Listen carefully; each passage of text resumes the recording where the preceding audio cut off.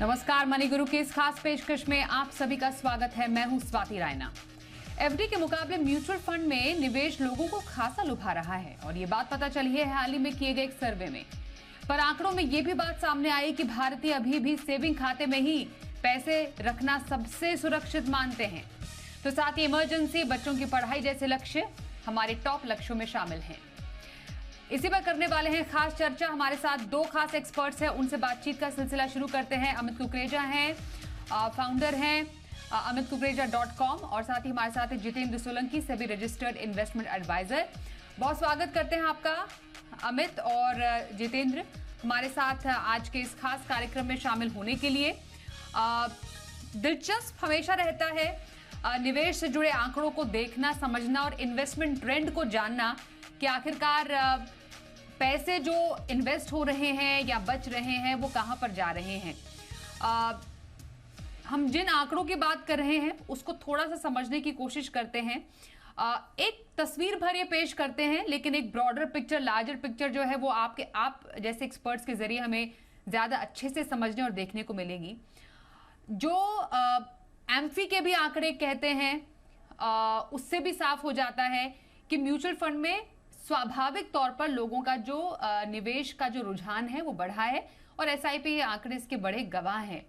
पर savings account पर अभी भी भारतीयों का, हम लोगों का भरोसा उतना ही बरकरार है जितना कि पहले हुआ करता था। अमित, ऐसे में मतलब निवेश के लिए म्यूचुअल फंड तो पहली पसंद है, लेकिन जहां पर पैसे बचाने की बारी आती है, पैसे अपने हाथ में रखने की बारी आती है, तो वही पुराना सेविंग खाता इज द बेस्ट। जी स्वाति, एक फैक्टर होता है रिस्क। तो लोगों को उनकी हार्ड अर्न्ड मनी में जो फ्लक्चुएशन होती है वो अच्छा नहीं लगता। कुछ लोग लेजी होते हैं, वो मनी को मूव नहीं करना चाहते। कुछ लोग डरे हुए होते हैं, तो वो तब तक मनी को नहीं मूव करते हैं जब तक वो कॉन्फिडेंट नहीं होते कि उनकी इन्वेस्टमेंट सेफ है।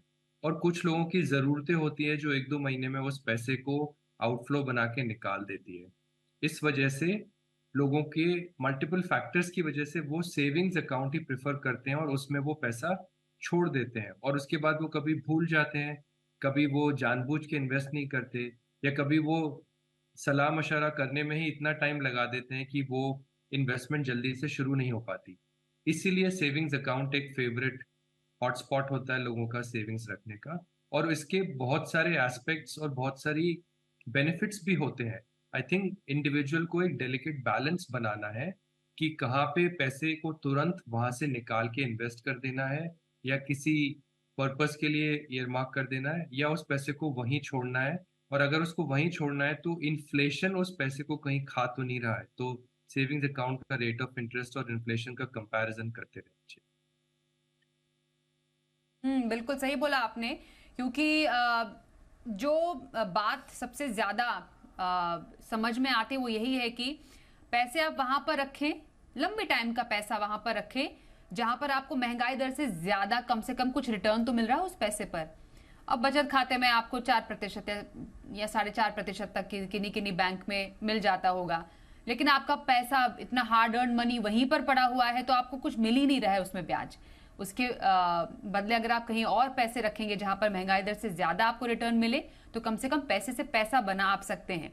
तो जितेंद्र, ऐसे में सेविंग खाते में जो हम दिखा रहे हैं आंकड़े, 77% पैसा म्यूचुअल फंड एसआईपी में, कम से कम जो ट्रेडिशनल जो इन्वेस्टमेंट ऑप्शंस है उससे ज्यादा ही पैसा आ रहा है। हम क्योंकि एसआईपी की बात कर रहे थे, एक एस्पेक्ट अमित ने बताया सेविंग्स अकाउंट को लेकर, हम आपसे म्यूचुअल फंड में एसआईपी को के एस्पेक्ट को समझेंगे। पहली बार हमने देखा एसआईपी के आंकड़े 16,000 करोड़ के पार जाते हुए देखे गए। ज्यादा से ज्यादा म्यूचुअल फंड फोलियोज खुल रहे हैं, यूनिक इन्वेस्टर्स जुड़ रहे हैं, और साथ ही साथ जो एयूएम है, एसआईपी एयूएम है, उसमें भी बढ़ोतरी दर्ज की गई है। मतलब जो इन्वेस्टर है उसको समझ में आ रहा है सिर्फ सेविंग ही नहीं, निवेश भी जरूरी है। जी हाँ स्वाति, ये जरूर है कि जो निवेशक है वो थोड़ा समझदार होने लगा है। उसको समझ में आने लगा है कि इन्फ्लेशन बीट करना मुझे बहुत जरूरी है, और इसके लिए मुझे ऐसा निवेश चाहिए जिसमें कि मैं इन्फ्लेशन से ज्यादा पैसा कमा पाऊं। और दूसरा कारण ये है कि पहले रियल एस्टेट में भी काफी पैसा जाता था। वो रियल एस्टेट का जो सिनेरियो रहा, उससे भी जो है पैसा काफी जो है यहाँ डाइवर्ट हुआ। तो जो म्यूचुअल फंड का जो इन्वेस्टमेंट है, लोगों ने एक तो अवेयरनेस बहुत बड़ा है, जिस तरीके से अवेयरनेस प्रोग्राम चले, अवेयरनेस की जरिए जो लोगों को पता लगा, तो निवेश के जरिए लोग ढूंढने लगे। और म्यूचुअल फंड सही में एक नियमित सेविंग, जिसमें कि उनको जो है इन्फ्लेशन से ज्यादा रिटर्न मिल सके। मेरी राय में अब निवेशक को धीरे धीरे समझ में आने लगा है कि म्यूचुअल फंड एक बेहतरीन विकल्प है, उसको एक अच्छा रिटर्न दे सकता है और लंबी अवधि में उसको एक बढ़िया कॉर्पस जमा कर सकता है। तो कहीं ना कहीं निवेशक जो है वो अब जानकार होने लगा है। तो निवेशक जानकार होने लगा है, और ये जो सारा जो आंकड़े हैं वो भी काफी अच्छे हद तक दर्शाते हैं। हाँ, थोड़ा सा और जब हमने इसको डिकोड किया इन आंकड़ों को, जो बैंक बाजार का जो सर्वे उन्होंने किया, उसमें जो महिलाओं और पुरुषों की जो इन्वेस्टमेंट ट्रेंड है उस पर भी काफी अच्छा डिटेल्ड रिसर्च किया गया, और उससे हमें एक तस्वीर भर समझ में आती है। जैसे हम जानते हैं कि महिलाएं बहुत थोड़ा सेविंग में ज़्यादा यकीन रखती हैं, उन्हें सुरक्षित जो इन्वेस्टमेंट ऑप्शंस है वो ज़्यादा पसंद हैं। हम आपके सामने आंकड़े भी अभी रखेंगे कि महिलाओं का जो निवेश है वो किस तरफ ज़्यादा झुकता है। तो बचत खाते में महिलाओं का निवेश 76% तक जाता है। एफडी सरप्राइजिंगली 53% ही है, लेकिन उससे कुछ कम म्यूचुअल फंड है। म्यूचुअल फंड एसआईपी के आंकड़े हैं। इंश्योरेंस 40% पर आता है, शेयर बाजार में लगभग 39%, और गोल्ड में 29% तक महिलाओं का निवेश देखने को मिला इस सर्वे के मुताबिक।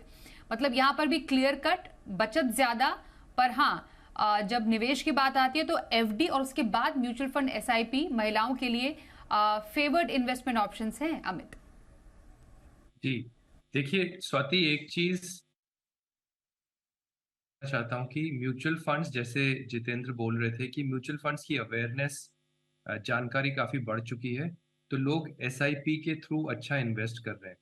दूसरा, आप उस प्रोग्रेस का रीजन ये भी है कि पिछले 3 साल में, स्पेशली कोविड के बाद, मार्केट्स ने हमेशा अपवर्ड मूवमेंट अच्छा दिखाया है। अगर करेक्शन हुआ भी है तो वो बड़ा शॉर्ट टर्म रहा है। ऑन एन एवरेज आपका ट्रेंड काफी बुलिश रहा है। तो जो लोग फियरफुल थे, जो म्यूचुअल फंड्स में इन्वेस्ट करने से डरते थे, उन्होंने रियलाइज किया कि नहीं, अब ये मार्केट तो ऊपर जा रहा है, तो अब हम अच्छा पैसा बना सकते हैं। तो वो उस ट्रेंड बेस्ड इन्वेस्टिंग का भी एक हिस्सा बन चुके हैं, जिसकी वजह से आपको एक इंक्रीज नंबर मिल रहा है म्यूचुअल फंड इन्वेस्टर्स का और म्यूचुअल फंड इन्वेस्टमेंट्स का। लेकिन एफडी अभी भी काफी पॉपुलर सोर्स है। बहुत से लोग अभी भी डरते हैं म्यूचुअल फंड से, स्पेशली जब वॉलेटाइल इन्वेस्टमेंट्स होती हैं। बहुत से लोगों के शॉर्ट टर्म गोल्स होते हैं, उनको लगता है यहाँ पे एग्जिट लोड कौन समझे, टैक्सेशन कौन समझे। हालांकि वो टैक्स एफिशिएंट ज्यादा होते हैं, वो फिर भी शॉर्ट टर्म एफडी में ही पैसा रखते हैं, क्योंकि उनको लगता है एफडी में आप कभी भी पैसा तोड़ के इजीली निकाल सकते हैं। तो वो जो कन्वीनियंस है वो लोगों को एफडी में ज्यादा दिखती है, जबकि म्यूचुअल फंड ज्यादा कन्वीनियंट है रिडेम्पशन पॉइंट ऑफ व्यू से। टैक्सेशन पॉइंट ऑफ व्यू से अगर आप उसका फिक्स्ड इनकम प्रोडक्ट चूज करें तो भी आप बेहतर रिटर्न बनाते हैं कंपेयर टू फिक्स्ड डिपॉजिट। लेकिन अब ये तो एक डेमोग्राफिक ट्रेंड है, ये तो एक जनरल पब्लिक का इंटरेस्ट है, ओपिनियन है। तो वो हर कोई अपने ही तरीके से सीखता है और हर कोई अपने ही तरीके से चलना चाहता है। तो जो जो अवेयरनेस बढ़ती जाएगी जैसे जैसे लोगों का, वैसे वैसे इंक्लिनेशन म्यूचुअल फंड्स की तरफ बढ़ता जाएगा। और आप देखेंगे कि आने वाले टाइम में काफी हद तक जो करंट ट्रेंड्स बता रहे हैं, अगर ये बनते रहे तो काफी हद तक लोगों की इंटरेस्ट और इन्वेस्टमेंट्स दोनों म्यूचुअल फंड की तरफ चली जाएगी, क्योंकि वहां पे आपको अच्छे रिटर्न्स हैं, अच्छी टैक्स एफिशिएंसी है और अच्छी लिक्विडिटी है। बिल्कुल, और इसी में पुरुषों का जो निवेश ट्रेंड है वो भी उससे ज्यादा कुछ अलग नहीं है। लेकिन हाँ, कुछ प्रतिशत महिलाओं के मुकाबले पुरुषों का जो रुझान है, क्योंकि अगर नंबर्स में भी बात की जाए जितेंद्र, महिलाओं के मुकाबले जो पुरुषों की संख्या है इन्वेस्टमेंट के लिए, वो थोड़ी ज्यादा ही मानी जाती हैं। महिलाएं ज्यादा पैसे अपने पास रखना पसंद करती हैं। तो बैंक खाते भी यहाँ पर हम जो देख पा रहे हैं आंकड़ों के जरिए, बचत खाता लगभग 79% जो है पुरुष उनके बचत खाते में वो पैसे रखना पसंद करते हैं। म्यूचुअल फंड एसआईपी अराउंड 56% हो गया। फिर लेकिन हम बाकी जो एफडी, शेयर बाजार और फिर इंश्योरेंस और गोल्ड में जब इन्वेस्टमेंट की बात देखते हैं तो वहां पर महिलाओं के मुकाबले तो ज्यादा ही है। पर यहाँ इंपॉर्टेंट बात यह है कि इंश्योरेंस का जो पायदान है वो काफी नीचे है। तो इंश्योरेंस को लेकर क्या हम एक फाइंडिंग रखें कि इंश्योरेंस तो निवेश से भी पहले आता है? इंश्योरेंस की जो अवेयरनेस जितनी बढ़ी है उसके मुताबिक लोग ज्यादा इंश्योरेंस नहीं ले रहे?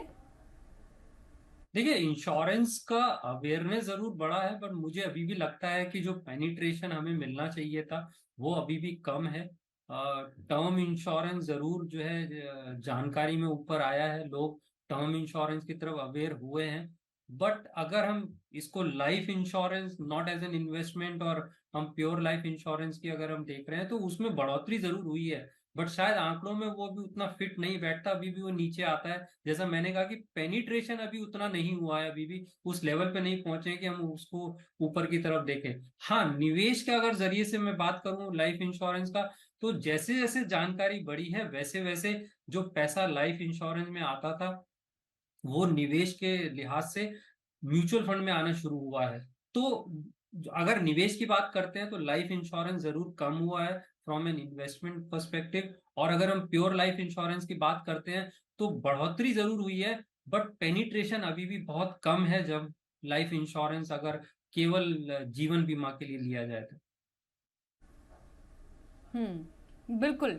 और हेल्थ इंश्योरेंस, क्योंकि पिछले कुछ टाइम में हमने अमित देखा कि हेल्थ इंश्योरेंस को लेकर लोगों की अवेयरनेस तो बढ़ी है, लेकिन उसके बावजूद जितना एक दायरा बढ़ना चाहिए उतना दायरा बढ़ा नहीं है।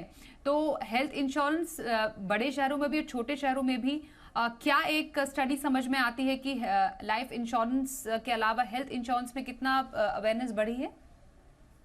डेफिनेटली अवेयरनेस बढ़ी है स्वाति। हेल्थ इंश्योरेंस एक बहुत ही इम्पोर्टेंट सब्जेक्ट हो गया है काफी फैमिलीज में। जो भी आपको हिचकिचाहट दिखती है फैमिलीज में जो हेल्थ इंश्योरेंस नहीं साइन अप करना चाहते हैं या छोटे अमाउंट का करते हैं जबकि उनकी जरूरत बड़े अमाउंट की होनी चाहिए या होती है, तो वो सिर्फ उनके मन में एक डाउट होता है कि हेल्थ इंश्योरेंस प्रीमियम तो ले लेते हैं बट जब क्लेम का वक्त आता है तो पैसे नहीं देते। और वो डाउट जो है, उस डाउट को ओवरकम करने के लिए उनके साथ कोई एक अच्छा पॉजिटिव प्लेजेंट एक्सपीरियंस होना चाहिए, तभी वो डाउट ओवरकम होता है। तो डाउट एक रीजन है जिसकी वजह से हेल्थ इंश्योरेंस की ग्रोथ उस तरह से नहीं हो रही है जिस तरह से होनी चाहिए, बट ओवरऑल प्रोग्रेसिव ट्रेंड है। दूसरा, लोग डिस्क्लोजर नहीं करते। अगर वो पॉलिसी साइन अप करते वक्त अपने हेल्थ इश्यूज को डिस्क्लोज नहीं करेंगे तो इंश्योरेंस प्रोवाइडर भी रिलक्टेंट हो जाएगा या वो टाइम पे क्लेम को प्रोसेस नहीं करेगा या रिजेक्ट कर देगा। तो ये एक म्यूचुअल ट्रस्ट वाली बात है। जैसे जैसे लोग ओपनली अपनी सिचुएशंस को डिस्कस करके साइन अप करेंगे और जितना इंश्योरेंस इंडस्ट्री देखेगी कि ओपननेस है क्लाइंट्स के साइन अप में, तो ये एक म्यूचुअल ट्रस्ट के आधार पे ये और अच्छा बढ़ जाएगा। और बड़े शहरों में तो हेल्थ इंश्योरेंस जो हॉस्पिटलाइजेशन कॉस्ट है या जो हेल्थ इश्यूज को एड्रेस करने की कॉस्ट है वो इतनी ज्यादा है कि आप हेल्थ इंश्योरेंस नहीं करेंगे तो आप अपनी लाइफ की जमा पूंजी जो हार्ड अर्न मनी जिसको हम बोलते हैं वो लूज कर बैठेंगे। तो यहाँ तो कॉस्ट ऑफ हेल्थ इतना हाई है कि लोग definitely health insurance sign up करते हैं, लेकिन छोटे शहरों में या टीयर 3 सिटीज में या टीयर 2 सिटीज में अवेयरनेस से ही ये ट्रेंड चेंज हो। लेकिन ट्रेंड चेंज हो रहा है। लोग समझते हैं कि अगर वो इंश्योरेंस नहीं साइन अप करेंगे तो अपनी सेविंग्स खो बैठेंगे हेल्थ इश्यूज के कारण, इसलिए वो इंश्योरेंस अब साइन अप करना ज्यादा देखा जा रहा है। और इंश्योरेंस के अलावा जो सबसे ज्यादा किसी ऐसी आपातकाल स्थिति में, आपातकाल से मतलब आप समझ ही गए होंगे, इमरजेंसी में काम आता जो बचत का पैसा है उस पर सबसे ज्यादा लोगों का फोकस गया है, ये आंकड़ों में ये भी पता चला है। और रिटायरमेंट प्लानिंग जो है पायदान पर थोड़ी नीचे खिसक गई है, जो इन आंकड़ों से हमें समझ में आ रहा है। बात कर रहे हैं निवेश ट्रेंड की। म्यूचुअल फंड में निवेश काफी पसंद कर रहे हैं लोग, उतना ही बैंक खाते में भी बचत बढ़ता जा रहा है। लोगों को लगता है कि सुरक्षित पैसा उनका बैंक खाते में ही है, सेविंग्स खाते में है। और लक्ष्यों की अगर बात की जाए तो लक्ष्यों में इमरजेंसी जैसे लक्ष्य और फिर बच्चों की भविष्य के लिए ये कुछ बड़े लक्ष्य हैं जो उभर कर सामने आए हैं। हमारे साथ अमित कुकरेजा और जितेंद्र सोलंकी हैं। जितेंद्र, बड़े लक्ष्यों में बात करें तो हमेशा से जब भी हम निवेश करते हैं, अपने लिए लक्ष्य सेट करते हैं, हमारे जीवन के कुछ बड़े लक्ष्य होते हैं जिसमें हम बच्चों की पढ़ाई, शादी और अपनी रिटायरमेंट प्लानिंग को सबसे ज़्यादा फोकस में रखते हैं। लेकिन जो सर्वे किया गया उसके मुताबिक ये समझ में आया कि लोग इमरजेंसी को काफ़ी ज़्यादा इंपॉर्टेंस दे रहे हैं। हो सकता है कि पिछले 2-3 साल में जिस तरीके के परिस्थितियां आई हैं, चाहे कोविड रिलेटेड हो या फिर जियोपॉलिटिकल रिलेटेड हो, लोगों को लग रहा है कि इमरजेंसी के लिए बचत करना, पैसे बचाना बहुत इंपॉर्टेंट है। और फिर स्वाभाविक तौर पर बच्चों की पढ़ाई के लिए, बच्चों के भविष्य के लिए पैसे बचाने के लिए लोग ज्यादा इंटरेस्टेड हैं। इसमें हम क्या ट्रेंड समझें, क्योंकि जब इस पूरी फहरिस्त में रिटायरमेंट प्लानिंग थोड़ी सी नीचे चले जाती है तो ये ट्रेंड किस ओर इशारा करता है?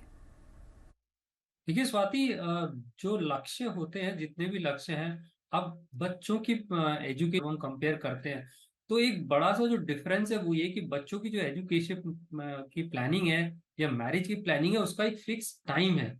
आप उससे लेट नहीं कर सकते। अगर बच्चे की 17 साल पे कॉलेज एजुकेशन आनी है तो उसी टाइम पे आनी है, आपके पास डिले करने का ऑप्शन नहीं है।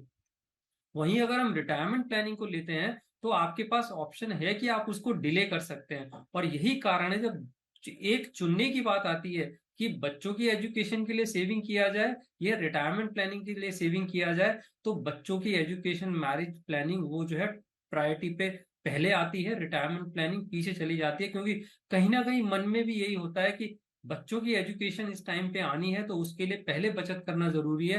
रिटायरमेंट प्लानिंग का मतलब है मेरी बाद की लाइफ का, इसीलिए रिटायरमेंट प्लानिंग आपको नीचे दिखता है। और ये ट्रेंड है, ये इंडिया में नहीं ग्लोबली भी आप पाएंगे कि ये ट्रेंड है कि रिटायरमेंट प्लानिंग जो है वो नीचे आता है प्रायोरिटी में, जब हम प्लानिंग की बात करते हैं, अपने लक्ष्य की बात करते हैं। तो एक मुख्य कारण यही है कि रिटायरमेंट प्लानिंग का कोई फिक्स टाइम नहीं है। 60 में भी कर सकते हैं आप, 70 में भी कर सकते हैं, तो हम डिले कर लेते हैं उसको कि अभी अगर सेविंग नहीं है तो हम बाद में शुरू कर देंगे। लेकिन बच्चों की पढ़ाई, मैरिज का एक फिक्स टाइम है, आप उसको डिले नहीं कर सकते। इसलिए जब दोनों में चुनने की बात आएगी तो बच्चों की एजुकेशन पहले प्रायोरिटी पे होती है। और प्रायोरिटी पर तो इमरजेंसी प्लानिंग भी दिखाई दे रही है अमित। पिछले कुछ समय में हमने देखा काफी अलग अलग स्थितियों की वजह से जॉब लॉसेस भी हुए या फिर सैलरी कट जैसी सिचुएशंस आई। तो ऐसे तमाम कारणों की वजह से लोग चाह रहे हैं कि रेनी डेज के लिए सेव करना बहुत ज्यादा इंपॉर्टेंट है। तो इमरजेंसी प्लानिंग काफी इंपॉर्टेंट लक्ष्य के तौर पर बनकर उभरा है। तो सही तरीका कैसा हो? ये स्वाति, कोविड हुआ, जॉब लॉसेस हुए जैसे आपने बोला, बिजनेसेस शट डाउन हुए, स्कूल्स शट डाउन हुए। स्कूल्स बंद होने की वजह से सडनली जो बच्चों की एजुकेशन के एक्सपेंसेस थे वो दूसरे डायरेक्शन में चले गए, वो ज़्यादा इलेक्ट्रॉनिक एक्सपेंडिचर हो गया। तो ये जो एक शिफ्ट आया लाइफ में, इस शिफ्ट को वही लोग अच्छे से सेल थ्रू कर पाए जिनके पास कंटिजेंसी फंड था या जिनके पास लिक्विडिटी थी, जिनके पास इतना पैसा था कि वो सरवाइव कर सके बगैर बिजनेस के या बगैर जॉब के। तो जो इम्पोर्टेंट लेसन इमरजेंसी प्लानिंग का था वो लोगों ने मेरे ख्याल से सबसे ज्यादा पिछले 2-3 साल में सीखा है, उससे पहले नहीं सीखा था।